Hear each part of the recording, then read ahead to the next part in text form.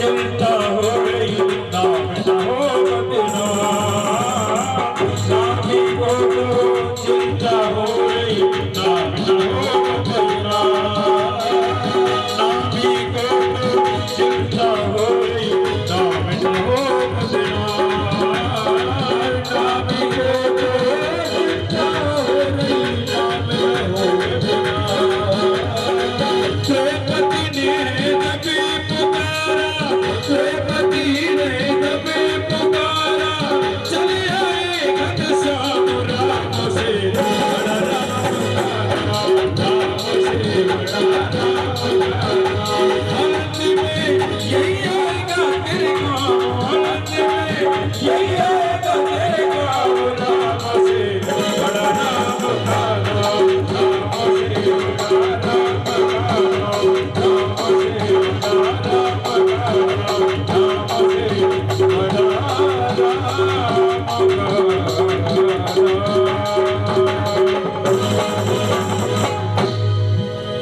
भागवत महापुराण की गुरुवर श्रीनाथ जी महाराज की जय जय श्री राधेश। और अब वेद व्यास जी महाराज जो ब्रह्मा जी के पुत्र देवर्षि नारद जी हैं, उन्होंने अपनी 4 उंगली और वेद व्यास जी महाराज के हृदय से स्पर्श करी तो चतुर्थ श्लोकी जो भागवत है वो व्यास जी के हृदय में जाकर के विराज गई। जो ब्रह्मा जी ने अपने पुत्र देवर्षि नारद जी को जो चतुर्थ श्लोकी भागवत कथा का ज्ञान दिया, देवर्षि नारद जी कहने लगे व्यास जी, जो मेरे पास मेरे पिता ब्रह्मा जी ने मुझे दिया है वो ही ज्ञान मैं तुम्हें दे रहा हूं, चतुर्थ श्लोकी का ज्ञान। अब उन 4 श्लोकों से वेद व्यास जी ने 18,000 श्लोक बना दिए। अब व्यास जी महाराज सोच रहे हैं कि मैं इस ज्ञान को किनके लिए प्रदान करके जाऊं, किसे देके जाऊं, क्योंकि अब मेरा देह वृद्ध हो गया है और अब 4 घंटे बैठ नहीं सकता। क्यों? कमर भी साथ नहीं देती है और घुटने भी साथ नहीं देते। ये मेरा देह अब मेरा साथ नहीं देता। मैं ऐसे किसी महान आत्मा को इस भगवत कथा का ज्ञान ऐसी महान आत्मा को दे करके जाऊं जो इस ज्ञान का पृथ्वी पर जगह जगह प्रचार प्रसार करे और जन जन का कल्याण करे। सुखदेव जी महाराज ही एक ऐसी महान आत्मा है, लेकिन अब सुखदेव जी महाराज तो निर्गुण समाधि में बैठे हैं। निर्गुण समाधि में एक चित्त मन से बैठे हुए हैं।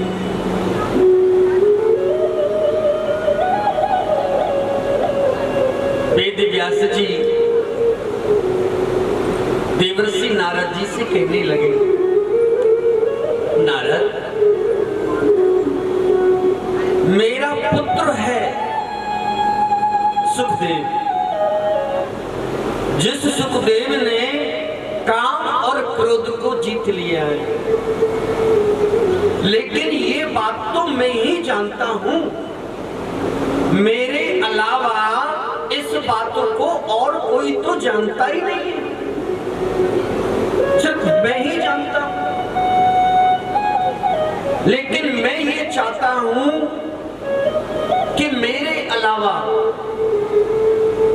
पृथ्वी पर रहने वाला हर मनुष्य ये जाने कि सुखदेव जी महाराज ने काम और क्रोध पर विजय प्राप्त कर लिया है। लेकिन देवर्षि नारद जी कहने लगे, व्यास जी, ये काम तो मैं करूंगा। बोली, कैसे करोगे? निर्गुण समाधि में से उन्हें कौन लेके आवे? बोले, हम लाएंगे। नारद जी गए और नारद जी ने बड़े सुंदर से उनके कान में जाकर के और भगवान का जो श्रृंगार है, भगवान का जो रूप है, उनका वर्णन और उनके कान में बोला,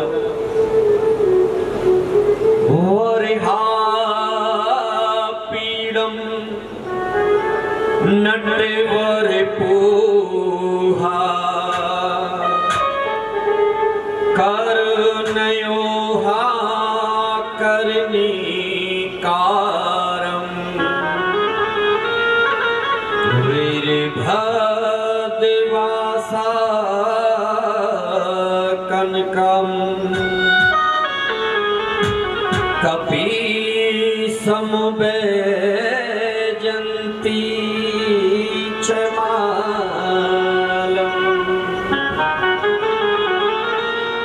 पूरा श्लोक भी नहीं बोला, आधा बोला। सुखदेव जी के कानों में वेद व्यास जी महाराज के द्वारा कि भगवान का कितना सुंदर श्रृंगार है, जिनके गले में वैजंती माला है, जिनके कंधों पर, जिनके गले में पीतांबर धारण किए हुए हैं, और जिनके कानों में कुंडल सुशोभित हो रहे हैं, और जिनके घुंघराले एक केस हैं, और जिनके चेहरे पर उदारता का सदैव प्रकाश होता है, जो चतुर्भुज रूपों में है। इतना ही कहा, सुखदेव जी अपने निर्गुण समाधि से उठ खड़े हुए,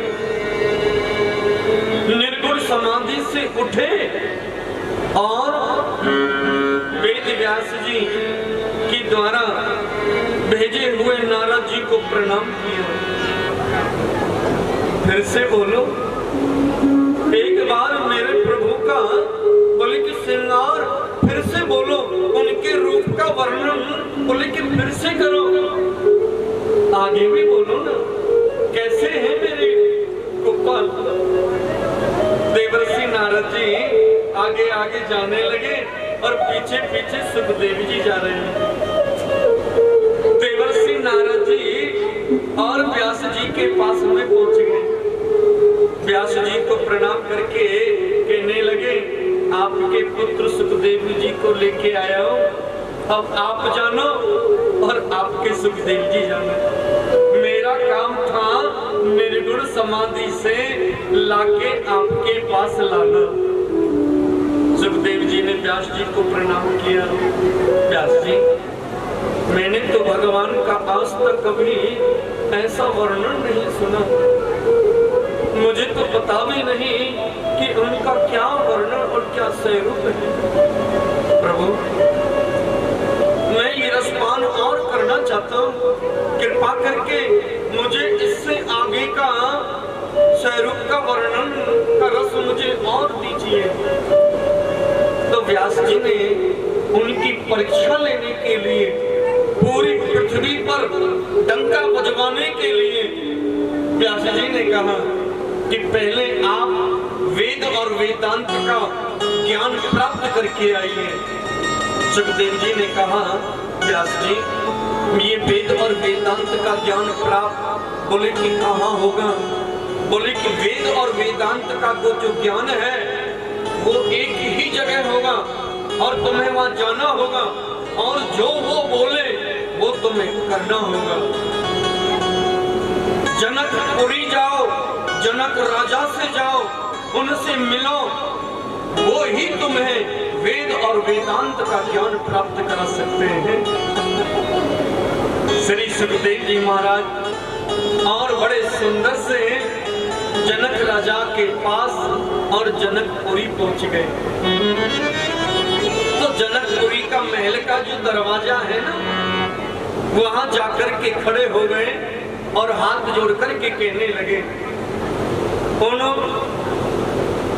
जो मंत्री होते हैं दरवाजे पर खड़े होते हैं, उन संतरी मंत्रियों से कहा, बोले हम सुखदेव जी हैं और जनक राजा से हम मिलना चाहते हैं। जनक राजा से हमारा प्रणाम बोलिए और उनसे कहिए कि आपसे मिलने के लिए सुखदेव जी पधारे हैं। तो संतरी मंत्री जनक राजा के पास में गए, महाराज आपसे मिलने के लिए सुखदेव जी पधारे हैं। तो सुखदेव जी ने जब मंत्री के द्वारा जनक राजा को ये सुना कि सुखदेव जी आए हैं, तो जनक राजा ने क्या कहा? बोले कि सुखदेव जी से जाके कहो, बोले जहां खड़े हो वहां उसी जगह पे खड़े रहो। और कितने दिनों तक? 7 दिवसीय, 7 दिन तक। मेरी माँ, तुम किसी सहेली के घर जाओ और सहेली के घर जाके आपने दरवाजा खटखटाया, आपने कहा ओ बहना, अंदर से आवाज आई, कौन है? आपने कहा मैं फलानी बोल रही हूँ। दरवाजा खोलो और अंदर से क्या बोली? 7 घंटे तक खड़े रहो, 7 घंटे तक खड़े रहो, फिर उसके बाद खोलूंगी। तुम क्या कहोगी? अपने मन में क्या विचार आएगा? सहेली के प्रति मन में विचार आएगा, ओ 7 घंटे तो खड़ी रहूं, ऐसी सहेली तो भली चूल्हे में जा। 7 घंटे तक खड़ी रहूं, फिर जाके दरवाजा खोलेगी, क्रोध आएगा। लेकिन सुखदेव जी महाराज को 7 घंटे नहीं, मेरी माँ 7 दिन तक खड़े रहे थे। और सुखदेव जी 7 दिन के बाद जब जनक राजा ने मंत्री से कहा 7 दिन बाद, बोले जाओ और जाकर के सुखदेव जी के चेहरे का तेज बताओ, वो 7 दिन पहले था उससे भी घट गया या यूं ही की यूं है या और भी बड़ा है। तो मंत्री संतरियों ने देखा तो सुखदेव जी महाराज ने तो क्रोध पर विजय प्राप्त कर रखा था, उन्हें कहाँ क्रोध आता था, और उनका तेज दिनों दिन बढ़ता चला गया। मंत्री संतरी सभी जनक राजा के पास में आए और कहने लगे, महाराज उनका तो तेज 7 दिवसीय से पहले और 7 गुना हो गया। जनक राजा ने कहा, आदर से बुलाओ, स्वागत से बुलाओ, ढोल बजा के बुलाओ। लाखों नर नारी, सभी जनकपुरी वासी, सभी सुंदर सुंदर कन्याएं और उनके स्वागत के लिए कोई पुष्प बरसा रही है, कोई इत्र बरसा रही है, कोई जलपान लेके आई है। कोई भोजन का थाल लेकर के आई है, लेकिन जब सुंदर कन्याओं को देख करके भी उन्होंने तो अपने काम और क्रोध पर विजय प्राप्त कर रखा था, तो इसीलिए उनकी परीक्षा लेने के लिए सुंदर कन्याओं को उनके स्वागत के लिए लगाया गया था। लेकिन सुंदर कन्याओं के बीच में भी उनका तेज वो यूं ही की यूं ही बढ़ता जा रहा था। सुखदेव जी महाराज ने कहा, हे जनक महाराज, मैं तो यहाँ वेद और वेदांत का पाठ पढ़ने आया हूँ, उनका ज्ञान प्राप्त करने के लिए आया हूँ। लेकिन जनक राजा ने उनके चरणों में पड़ गए। सुखदेव जी से कहा, हे प्रभु, हे मुनिवर, मैं तो आपकी परीक्षा ले रहा था। आपके पिता वेद व्यास जी की खबर मेरे पास में आई कि मैं अपने पुत्र सुखदेव जी को भेज रहा हूँ काम और क्रोध की उनकी परीक्षा लो। सो आपने तो पहले से ही काम और क्रोध पर विजय प्राप्त कर रखा है। और जनक राजा ने पृथ्वी पर डंका बजवा दिया। पूरे पृथ्वी वासियों को ये मालूम हो गया कि सुखदेव जी महाराज ने काम और क्रोध पर विजय प्राप्त कर लिया है। सुखदेव जी महाराज व्यास जी महाराज के पास में पहुंचे और व्यास जी महाराज ने सुखदेव जी महाराज को जो चतुर्थ श्लोकी भागवत से 18,000 श्लोकों का जो विकार किया था, उस भगवत कथा का जो रसपान था, वो सुखदेव जी महाराज को पूर्ण रूप से उनके हृदय में स्थापित कर दिया। तो आज जगह जगह भगवत कथा के बीच जो सुखदेव जी हैं, जो तोते के रूप में हैं, जो आपके सन्मुख विराज रहे हैं, ये वही सुखदेव जी महाराज हैं। बोलिए श्री सुखदेव जी महाराज की जय। सुखदेव जी महाराज का पूजन आज होगा। कल सुखदेव जी का अवितरित हुआ, आज सुखदेव जी का जब विराम कथा होगी तो सुखदेव जी का आगमन होगा राजा परीक्षित को मुक्ति दिलाने के लिए। तो प्यारे वेद व्यास जी महाराज विराजे हुए हैं और देवर्षि नारद जी हाथ जोड़ करके और व्यास जी को प्रणाम कर रहे हैं। बोलो राधे राधे। श्री कृष्ण गोविंद हरे मुरारी, हे नाथ नारायण वासुदेव। श्री कृष्ण गोविंद हरे मुरारी, हे नाथ नारायण वासुदेव। हे नाथ नारायण वासुदेव, हे नाथ नारायण वासुदेव, हे नाथ नारायण वासुदेव, हे नाथ नारायण वासुदेव।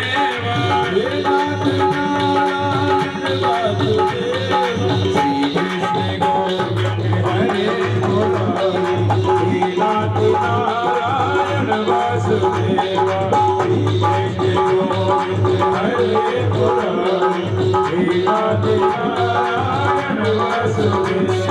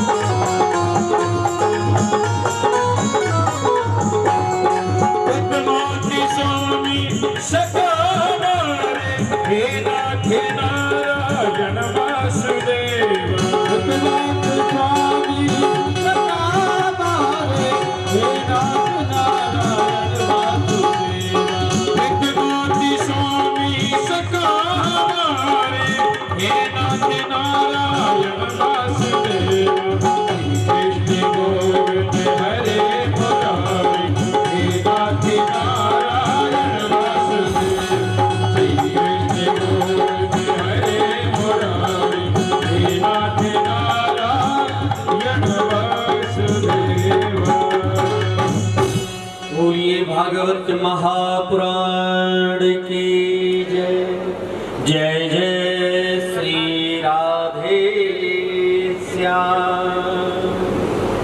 और प्यारे, अब देवर्षि नारद जी और वेद व्यास जी से हाथ जोड़ करके खड़े हैं और क्या कह रहे हैं। व्यास जी, मुझे पता है कि आपने वेद और शास्त्रों की रचना बहुत सुंदर की है, और तो और जो महाभारत की रचना की है वो भी आपने अति सुंदर की है। व्यास जी, जो मैंने सुना कि 18 दिन तक महाभारत युद्ध हुआ, उस महाभारत के 18 दिन के बाद जो कुछ हुआ वो मुझे ज्ञात नहीं है। व्यास जी, मैं वो सुनना चाहता हूं। आपने महाभारत की रचना सुंदर शब्दों में की है, कृपा करके वो मुझे बतलाएं। तो वेद व्यास जी महाराज कहने लगे, बोले कि हे नारद, जब कौरव और पांडवों के बीच में 18 दिन तक युद्ध हो गया तो उसमें सभी कौरव 18 दिन में मारे गए थे, तो एक दुर्योधन ही शेष बचा था। और दुर्योधन पृथ्वी पर मूर्छित पड़ा हुआ है, जो भीम के गधा के प्रहार से उस दुर्योधन की जगह टूटी हुई है, पृथ्वी पर मूर्छित अवस्था में पड़ा हुआ। और वो उसी के पास में अश्वत्थामा, जो द्रोणाचार्य पुत्र हैं, वो आकर के और दुर्योधन से कहने लगा, अरे दुर्योधन, ये हालत आपकी किसने की है और आप मूर्छित पड़े हो, और आपके सारे भाई वो कहां चले गए। बोले कि अश्वत्थामा, बोले कि सारे भाई तो, बोले कि वो तो मृत्यु को प्राप्त हो गए और मैं मूर्छित पड़ा हुआ हूं। अश्वत्थामा दुर्योधन से कहने लगा, दुर्योधन, आप कहो तो मैं 5 पांडवों का शीश काट करके ले आऊं और आपके सन्मुख डाल दूं। लेकिन दुर्योधन मन में विचार करने लगा कि 5 पांडवों का हम कुछ नहीं बिगाड़ पाए, क्योंकि हम सैकड़ों भाई मृत्यु को प्राप्त हो गए, लेकिन 5 भाई 5 के 5 ही हैं। अश्वत्थामा ने दुर्योधन से जब कहा कि 5 का शीश काट के ले आऊंगा, दुर्योधन ने कोई जवाब नहीं दिया। उसी समय अश्वत्थामा और वो रात्रि वेला में और पांडवों के कक्ष की ओर चलने लगा। तो जहां जिस कक्ष में पांडव सैन्य हो रहे थे, उसी कक्ष में से और मेरे कन्हैया ने और उन्हें अन्य किसी दूसरे कक्ष में सुला दिया। जो अन्य किसी कक्ष में उन्हें सुला दिया गया, तो अश्वत्थामा उनको इधर उधर पांडवों को ढूंढने लगा था। तो ढूंढते ढूंढते पांडव तो नहीं मिले, लेकिन जो द्रौपदी के 5 पुत्र हैं, वो द्रौपदी के 5 बाल पुत्र मिल गए। और अश्वत्थामा उन्हीं को पांडव समझने लगा था और तेज तलवार की धार से उन 5 द्रौपदी के पुत्रों की हत्या करके, उनकी शीश काट करके और अश्वत्थामा के पास में ले गया। और अश्वत्थामा से कहने लगा, लो महाराज, मैं 5 पांडवों का शीश काट के ले आया हूं। अश्वत्थामा ने जब ये कहा तो दुर्योधन को विश्वास नहीं हो रहा है। तो अश्वत्थामा ने देखा कि दुर्योधन को विश्वास नहीं हो रहा है, तो दुर्योधन के सन्मुख जब पांचों शीश उनके सन्मुख डाले तो दुर्योधन ने देखा, और दुर्योधन ने देख करके अपने मस्तक को पीटने लगा, अपने हाथों से जोर जोर से पीटने लगा और अश्वत्थामा के लिए बोला, अरे मूर्ख, अरे आतताई, तू पापी है, हमारे कुल में जल देने वाला तूने कोई नहीं छोड़ा, और चला जा। अगर तुझे अपने प्राण प्यारे हैं तो इस पृथ्वी पर जितना तू भागना चाहता है, जितना तू दौड़ना चाहता है, उतना दौड़। अगर अर्जुन को मालूम हो गया तो तुझे इस पृथ्वी पर जीवित नहीं छोड़ेगा। ये बात जब अश्वत्थामा ने सुनी तो वो पृथ्वी पर दौड़ने लगा था और भागने लगा था। और जब द्रौपदी को ये मालूम हुआ कि मेरे 5 बाल पुत्रों की हत्या अश्वत्थामा ने कर दिया, वो रोने लगी। एक नारी के 5 बाल पुत्रों को मार दिया गया हो, सोचिए वो माँ किस प्रकार विलाप कर रही होगी, उसी प्रकार वो द्रौपदी विलाप कर रही थी। अर्जुन आ गया, मेरे द्वारकाधीश मेरे गोपाल आ गए, 5 पांडव एकत्र हो गए। और उसी समय अर्जुन कहने लगा कि हे देव, हे देवी, मैं तुम्हें प्रण वचन देता हूँ, उस आतताई को पकड़ करके जब तक मैं आपके चरणों में नहीं डाल दूंगा तब तक मैं जलपान नहीं करूंगा। उसी समय मेरे ठाकुर जी रथ पर सवार हुए और सारथी बन करके रथ को चलाने लगे। उसी समय अर्जुन से कहा, हे अर्जुन, देरी मत करो, आओ रथ पर विराजो। अर्जुन रथ पर विराजे और भगवान मेरे कृष्ण ने रथ को हाँक दिया। आगे आगे अश्वत्थामा दौड़ रहा था, पीछे पीछे मेरे देवादिदेव का रथ दौड़ रहा था। और दौड़ते दौड़ते जब अश्वत्थामा के नजदीक रथ पहुंच गया तो अश्वत्थामा ने देखा कि मेरे प्राण संकट में हैं। उसी समय अश्वत्थामा के पास में एक ब्रह्म शक्ति थी, ब्रह्म शस्त्र था। उस ब्रह्म शस्त्र का प्रयोग कर दिया और ब्रह्म शस्त्र का प्रयोग जब सृष्टि का, पृथ्वी का प्रलय करना होता है। लेकिन आज उस अश्वत्थामा ने अपने प्राणों को बचाने के लिए अन्य जीवों की परवाह नहीं की और आकाश में गर्जना हो गई। थर थर थर थर पृथ्वी कांपने लगी थी। और जब इसी को देखा तो मेरे भगवान के पास में बैठे हुए अर्जुन, और अर्जुन ने जब देखा तो वो भगवान से प्रार्थना करने लगा था कि हे प्रभु, ये सब क्या है। तो अर्जुन भगवान से कह रहा था, बोले कि कृष्ण कृष्ण महाभाव भक्तो नाम भयंकरा, त्वे को दहा माना नाम पवो अपि संयुति। बोले कि हे प्रभु, मेरे प्राणों की रक्षा करो, इस ब्रह्म शस्त्र से मेरी रक्षा करो। लेकिन मेरे गोपाल, मेरे गोविंद कहने लगे कि हे अर्जुन, ये ब्रह्म शस्त्र चलाया हुआ है अश्वत्थामा का।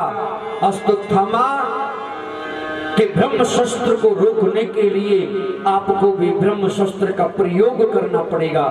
तो उसी समय अर्जुन ने भी ब्रह्म शस्त्र का जब प्रयोग किया तो दोनों तरफ से जब ब्रह्म शस्त्र आने लगे तो उसी समय दोनों ब्रह्म शस्त्रों के बीच सप्त ऋषि गुरु आकर के और दोनों हाथों को इस तरह इस रूप में खड़े हो गए। इधर अर्जुन के ब्रह्म शस्त्र को रोक दिया, इधर अश्वत्थामा के ब्रह्म शस्त्र को रोक दिया। और अर्जुन से कहा कि हे अर्जुन, अगर ये दोनों ब्रह्म शस्त्र आपस में टकराते हैं तो पृथ्वी का प्रलय निश्चित है। लेकिन ये तो मदबुद्धि का है, क्रोधी है। लेकिन आप तो जानते हैं, हे अर्जुन, इस अपने ब्रह्म शस्त्र को लौटाओ। तो उसी क्षण अर्जुन ने अपने ब्रह्म शस्त्र को लौटाया। अश्वत्थामा से कहा, आप भी लौटाओ। लेकिन अश्वत्थामा उस ब्रह्म शस्त्र को लौटाने में असमर्थ है, क्योंकि वो लौटाना नहीं जानता है। द्रोणाचार्य जी महाराज ने जान पूछ करके अपने पुत्र अश्वत्थामा को ब्रह्म शस्त्र को चलाना और लौटाना नहीं सिखलाया था। क्यों? क्योंकि वो जानते थे कि मेरा पुत्र मदबुद्धि का है, क्रोधी है। आप ही सोचिए मेरी माँ, कोई मदबुद्धि का हो और कोई क्रोधी हो और उसे जानलेवा हथियार उसके हाथ में दे दिया जावे तो इर्द गिर्द सबको अपने जान की खतरा होए। इसीलिए अश्वत्थामा मदबुद्धि और क्रोधी के कारण अपने पुत्र अश्वत्थामा को द्रोणाचार्य ने ब्रह्म शस्त्र की विद्या का ज्ञान नहीं दिया था। परंतु जब द्रोणाचार्य जी महाराज अर्जुन को ब्रह्म शस्त्र का ज्ञान विद्या सिखला रहे थे, तो उसी समय अश्वत्थामा ने चोरी छुपके ब्रह्म शस्त्र को चलाना सीख लिया, लेकिन वो लौटाना सीख नहीं पाया। इसीलिए आज जब वो ब्रह्म शस्त्र को लौटाने में असमर्थ है, तो उन्होंने जब बहुत अपनी बुद्धि पर बहुत याद किया, जोर लगाया, तो ब्रह्म शस्त्र को दिशा बदलना उनको याद आ गया। तो दिशा को बदलने का याद उन्हें किस प्रकार आया कि ब्रह्म शस्त्र की जो दिशा है उस दिशा को बदल दिया और वो दिशा रसातल लोक में उसका मुख मोड़ दिया। अब रसातल लोक में वो ब्रह्म शस्त्र जाने लगा और उसी समय अर्जुन ने उस अश्वत्थामा को बांध करके, पकड़ करके और द्रौपदी और कुंती के चरणों में उसे डाल दिया गया। लेकिन उसी समय द्रौपदी कहने लगी, मुच्चिता मुच्चिता में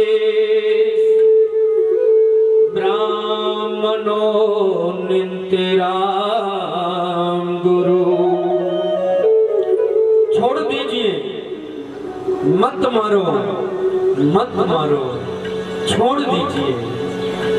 एक तो ये गुरु पुत्र है, दूसरा ये ब्राह्मण पुत्र है। एक गुरु पुत्र को इस तरह बांध करके लाना, एक ब्राह्मण पुत्र को इस तरह बांध करके लाना, ये हमारे तुम्हारे लिए शोभा मान नहीं है। हे अर्जुन, इसे छोड़ दीजिए। लेकिन जब अर्जुन ने युधिष्ठिर की तरफ देखा तो युधिष्ठिर कहने लगा कि अर्जुन, देखते क्या हो, जो शास्त्र नीति कहती है वही कार्य करो। भीम भैया से पूछा तो भीम भैया कहने लगे, अर्जुन तुम छोड़ दोगे, लेकिन मैं जीवित नहीं छोड़ूंगा। नकुल सहदेव कहने लगे, अर्जुन भैया जो भीम भैया कह रहे हैं बिल्कुल सोलवाना, बिल्कुल सत्य कह रहे हैं। अब तो अर्जुन भगवान के सन्मुख जाकर के और उनके चरणों में नतमस्तक होकर के और प्रणाम करके कहने लगा कि हे देवादिदेव, हे गोपाल, अब आप ही बताओ कि मैं क्या करूं। मेरे कन्हैया ने कहा कि हे अर्जुन, जो मैंने गीता में लिखा है कि ब्रह्मा बंधुरन हंत त्वे आतुताई वर्जना मेयो भुवना मनातम परिपा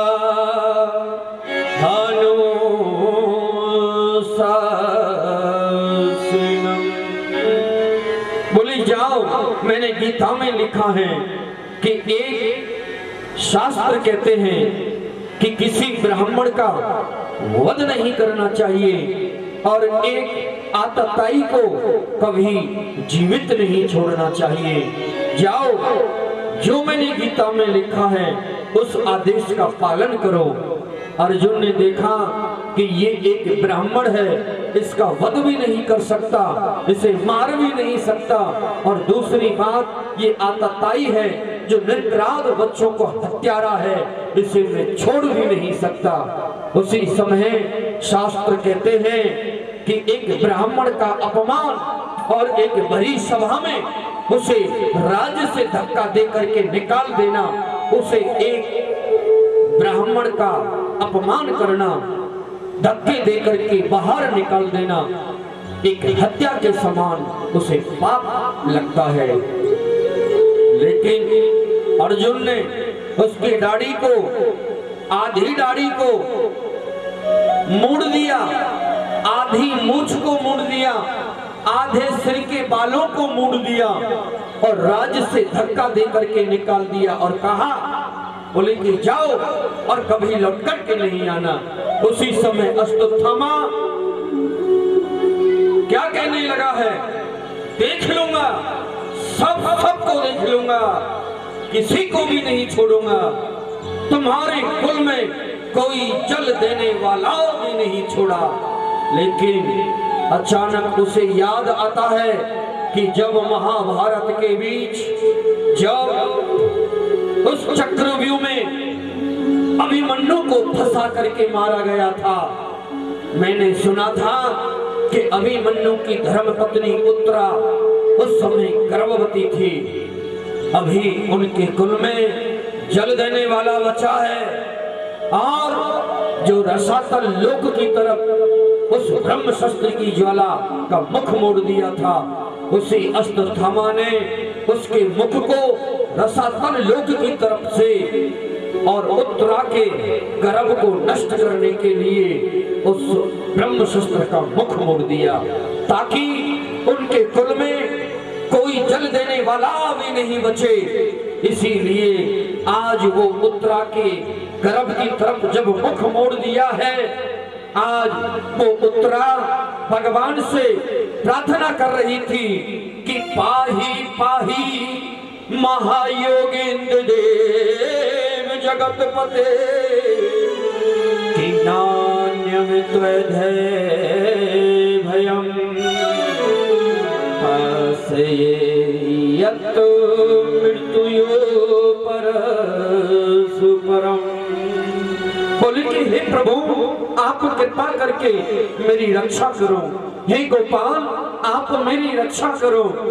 तो मेरे माँ उसी समय उत्तरा जब भगवान को पुकार रही थी, तो उसी समय मेरे ठाकुर जी वहां खड़े हुए थे। तो वो किस प्रकार पुकार रही थी, वो मेरा कोई न सहारा बिनु तेरे,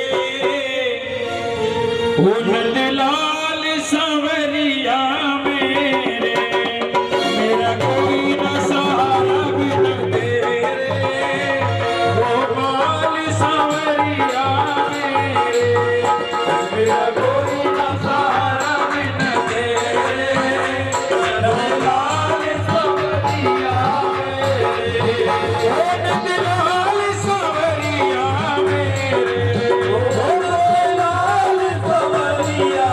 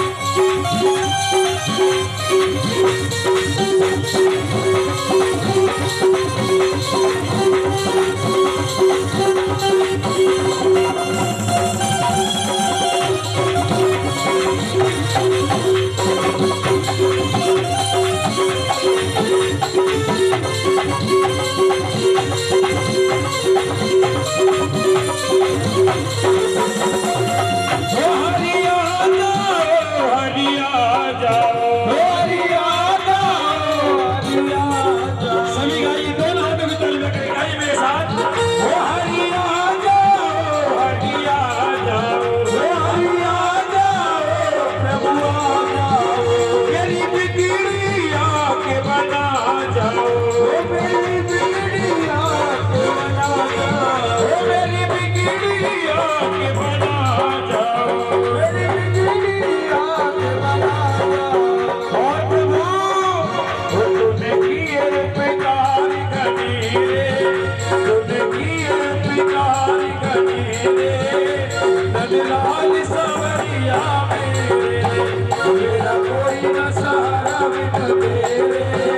लखलाल सवरिया गोपाल सवरिया लखलाल सवरिया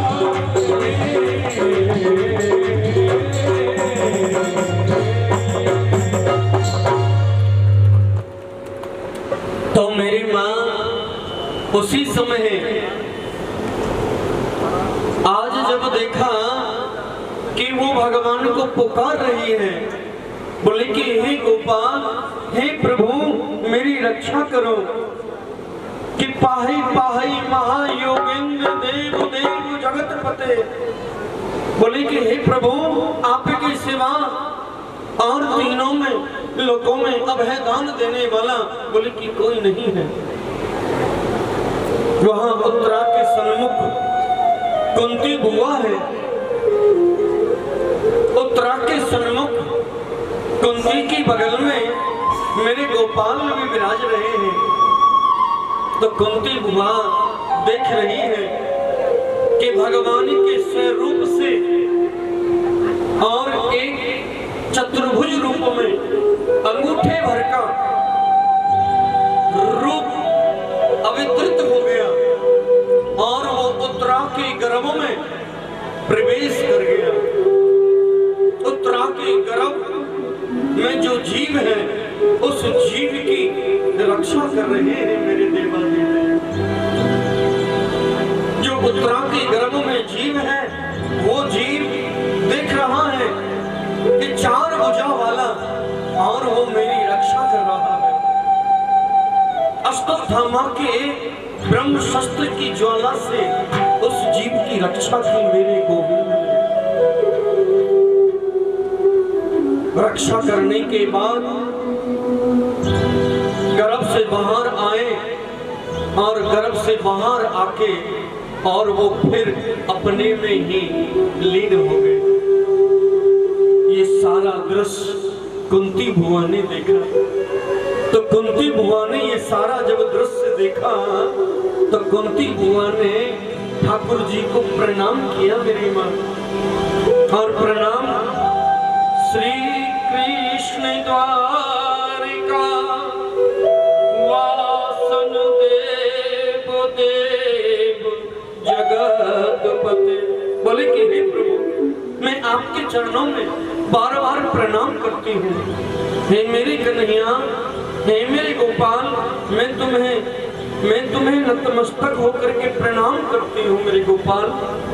आप तो देवादि देव हैं, आप तो चराचर में वास करते हैं। तीनों लोगों के अधिपति एक छत्र सम्राट स्वामी हैं। आप तो सर्वेश्वर हैं, सर्वव्यापी हैं। लेकिन उसी समय मेरे भगवान कहने लगे कि बुआ क्या कहती हो, मुझे भगवान बताते हो। वहीं युधिष्ठिर जी हैं, भीम भैया हैं, नकुल सहदेव अर्जुन सभी वहीं विराज रहे हैं। और उसी समय मेरे भगवान कहने लगे कि अरे भैया, ओ भैया देखो देखो, अरे बुआ तो हमें भगवान बताती है भैया। अरे भैया हम तो लोग भगवान बन गए, बुआ ने तो हमको अधिपति स्वामी एक छत्र तीनों लोगों का अधिपति स्वामी देवादि देव बना दिया। लो हम तो भगवान बन गए। और अगर हम भगवान हैं तो भगवान से वरदान मांगा जाता है। और सबसे पहले मैं वरदान दूंगा, सबको वरदान दूंगा, सब वरदान मांगो। लेकिन सबसे पहले युधिष्ठिर बड़े हैं, इसीलिए युधिष्ठिर जी आप आइए और मुझसे वरदान मांगिए। युधिष्ठिर जी आते हैं और भगवान को प्रणाम करते हैं। बोले कि गोपाल अगर तुम मुझे वरदान देना चाहते हैं, मुझे आशीर्वाद देना चाहते हैं तो मुझे आशीर्वाद दीजिए कि मैं हमेशा मेरे मन से, कर्म से, वचन से, दृष्टि से कोई मुझसे पाप ना हो। मुझे ऐसा वरदान दो, मुझे ऐसा आशीर्वाद दो कि धर्म के विरुद्ध मैं कोई कदापि कभी भी कोई कार्य न करूं। हे मेरे गोपाल, मुझे यही वरदान दे दो। तो मेरे कन्हैया ने उनको वरदान आशीर्वाद दे दिया। युधिष्ठिर जी के बाद अर्जुन आए। अर्जुन, मांगो तुम्हें क्या वरदान चाहिए? अर्जुन कहने लगे, बोले कि हे प्रभु, हे गोपाल, अगर तुम मुझे वरदान देना चाहते हैं और मुझे अगर तुम आशीर्वाद देना चाहते हैं तो मुझे ये आशीर्वाद दे दो मेरे गोपाल कि जो मेरे हृदय में एक शिष्य के प्रति, जो शिष्य के हृदय में गुरु के प्रति जो भाव होता है, क्योंकि मैंने आपको सदैव अपना गुरु माना है, तो कृपा करके मेरे हृदय में सदैव यही भाव रहे कि आप मेरे गुरु हैं और मैं आपका शिष्य हूँ। ऐसा भाव मेरे हृदय से कभी न जावे। ठाकुर जी ने उनको भी आशीर्वाद दे दिया। भीम भैया को बुलाया, आओ भीम भैया, आप भी कुछ वरदान मांगो। तो भीम भैया कहने लगे कि गोपाल, अगर तुम मुझे वरदान देना चाहते हैं तो मुझे ऐसा वरदान दो, क्योंकि मैं ज्यादा खाता हूँ तो इसलिए मुझे लोग पेटू पेटू बोलते हैं। जो ज्यादा खाते हैं उसको क्या बोलते हैं? पेटू। इसीलिए मैं ज्यादा खाने वाला, इसीलिए मैं पेटू पेटू, और मैं तप नहीं कर सकता, मैं भजन ध्यान नहीं कर सकता। इसीलिए मुझे वरदान दीजिए कि मैं सोते जागते, उठते बैठते, चलते फिरते, नहाते धोते, खाते पीते, मैं आपको न भूलूं, आपके नाम को न भूलूं। भीम भैया को ये आशीर्वाद दे दिया। अब भीम भैया के बाद नकुल सहदेव को बुलाया। नकुल सहदेव से कहा, मांगो जो भी तुम वरदान मांगना चाहते हो, निसंकोच मांगो। नकुल सहदेव ने कहा कि हे प्रभु, अगर तुम मुझे वरदान देना चाहते हो हम दोनों भाइयों को, तो वरदान दो कि हम भाइयों में हम सबसे छोटे हैं, और ऐसा आशीर्वाद दो कि सदैव हम अपने भाइयों की सेवा में मेरा जीवन व्यतीत हो जाए। हे प्रभु, ऐसा आशीर्वाद हमें दे दो। उनको ये आशीर्वाद दे दिया। अब इसके बाद में द्रौपदी से कहा, आओ जो भी तुम वरदान मांगना चाहती हो निसंकोच होकर के मांगो। तो द्रौपदी ने कहा कि हे प्रभु, आप तो जानते हैं मेरी मन की भावना को, मैं तो आपको सदैव आपको सखा के रूप में देखती हूँ और आप मुझे सखी के रूप में देखते हो। ऐसा भाव एक दूसरे के प्रति है वो सदैव बना रहे और एक दूसरे के हृदय से सखा और सखी जैसा भाव कभी दूर ना हो। ठाकुर जी ने ऐसा ही आशीर्वाद दिया। सुभद्रा को बुलाया, जो भगवान की बहन है, जो अर्जुन को ब्याही हुई है। कहा कि बहना, जो भी तुम वरदान मांगना चाहते हो वो निसंकोच होकर के वरदान मांगो। तो सुभद्रा ने कहा, बोली कि हे प्रभु, अगर तुम मुझे वरदान देना चाहते हो तो मुझे ऐसा वरदान आशीर्वाद दो कि ये हंस रूपी जो बुगला है ये आपके चरण रूपी पिंजरा में फंस जावे। तो मेरे कन्हैया ने क्या कहा, अरे बहना, अभी अभी विवाह हुआ है और अभी अभी तो आपकी खेलने कूदने की उम्र है और अभी से तुम मेरे चरणों में अपने मन को इच्छित रखना चाहती हो। अरे मृत्यु लोक में रहने वाले लोग जब तक उनको आंखों से दिखना बंद नहीं हो जाता, कानों से सुनना बंद नहीं हो जाता, जब तक उनकी कमर तीर कमान की तरह तीन जगह से जब तक टेढ़ी नहीं हो जाती, तब तक वो भजन करने की सोचते भी नहीं है। और अभी तो आप इसी उम्र में अपने मन के अंदर और मेरे चरणों में अपने मन को एकत्र करना चाहती हो। भगवान ने उस सुभद्रा को अपने गले से लगाया और कहा कि बहन भी तो हो, तुम कृष्ण की हो, इसीलिए मुझे गर्व है। हे सुभद्रा, ऐसा ही होगा। अब इसके बाद मेरे ठाकुर जी ने कुंती बुआ से कहा कि बुआ, किसी ने कुछ मांगा, किसी ने कुछ मांगा, कुछ आप भी मांगो ना। तो मेरी बुआ कुंती बुआ कहने लगी कि हे प्रभु, मैं क्या मांगू? कि बुआ, जो भी तुम मांगना चाहती हो निसंकोच होकर के मांगो, मैं तुम्हें वो ही दूंगा जो तुम मांगोगी, लेकिन मांगो।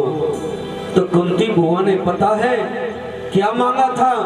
कुंती बुआ ने वो मांगा जो हम और तुम इस पृथ्वी पर कभी भी किसी ने ना मांगा और ना आज तक कोई मांग सकता है, कि विपिदा संतु ना स्वे स्वे तत्र जगत गुरु, विपिदा संतु ना। कि मेरे जीवन में, कि हे गोपाल, कि विपिदा संतु ना स्वे तत्र जगत गुरु। कि मेरे जीवन में एक विपदा, एक विपत्ति दूर ना हो, उससे पहले मेरे जीवन में और दूसरी विपत्ति आ जाए। एक दुख दूर ना हो, उससे पहले मेरे जीवन में दूसरा दुख आ जाए।